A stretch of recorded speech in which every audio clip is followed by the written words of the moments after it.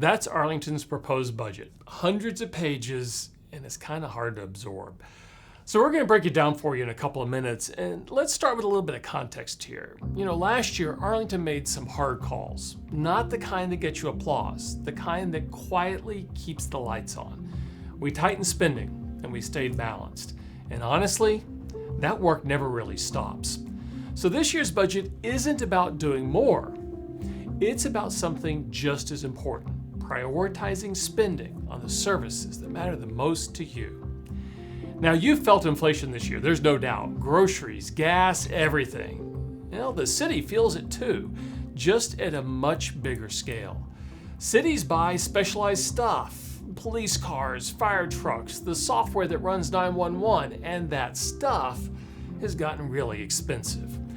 Consider this, 5 years ago, a patrol car cost around $51,000. What does it cost today? Try $83,000.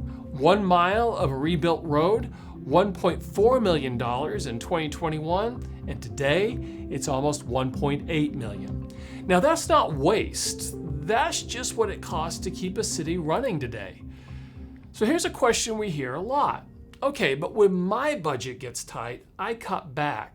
Why can't the city? Folks, it's a fair question, and here's the thing. We do, and we always will. For the fiscal year 2026 budget, Arlington cut $7.7 million, and it wasn't just one line item. It was a whole list. We eliminated 42 vacant positions, and over the last 5 years, that number is actually double, 84 eliminated positions. Last year, we cut Saturday hours at the Action Center hotline, reduced community park mowing. We shrunk the city's fleet by 84 vehicles. What we didn't do? Close a single library or park, cut back on investments in infrastructure or public safety. We invested your money on what matters the most to you. That's what responsible budgeting looks like. Every year, we find the places to trim that protect the services that you count on. Now, a quick breakdown of how the budget actually works, because this part trips people up. The money isn't just one big pot. It's split into separate funds that cannot be mixed. The general fund, it covers things like police, fire, libraries, and parks. Capital projects, that covers big stuff like roads and fire trucks. Debt service pays off bonds. And enterprise funds, those are paid for by the people who actually use them, not by taxes, and they're legally restricted. We can't move that money around even if we wanted to. So the next time someone says, well, just use that money over there, now you know why it's really not that simple. Now, where does the money come from? Property taxes make up about 45% of the budget, sales tax about 29%, and here's the fun part about that one, 53% of sales tax actually comes from people who don't even live here in Arlington. The rest of the budget is fees and grants. And here's a question we hear a lot. Why can't you use the entertainment district money to cut my property taxes? And here's the short answer to it. We do.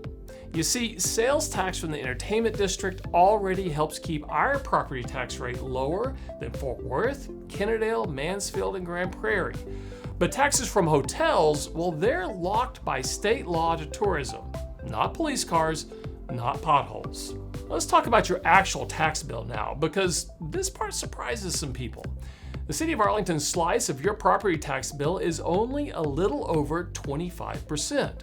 The bulk of it goes to the school district, Tarrant County, hospital districts, and other entities.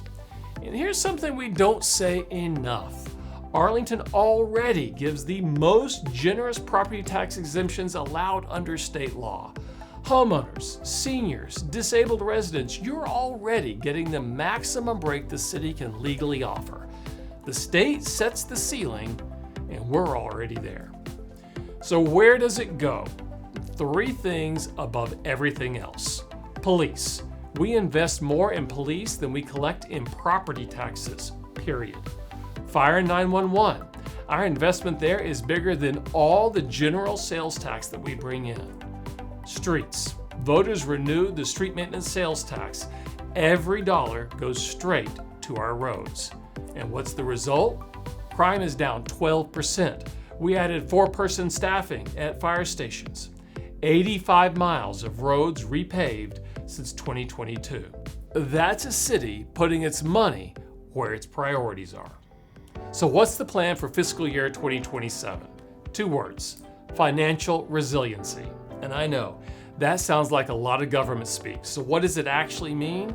Well, building a city that can absorb shocks to the system, like cost recovery, departments covering more of their own costs, manage competition, finding the most efficient way to deliver a service, even if that means outsourcing it, partnerships, teaming up with other agencies for better pricing, AI and innovation, using new tools to control costs.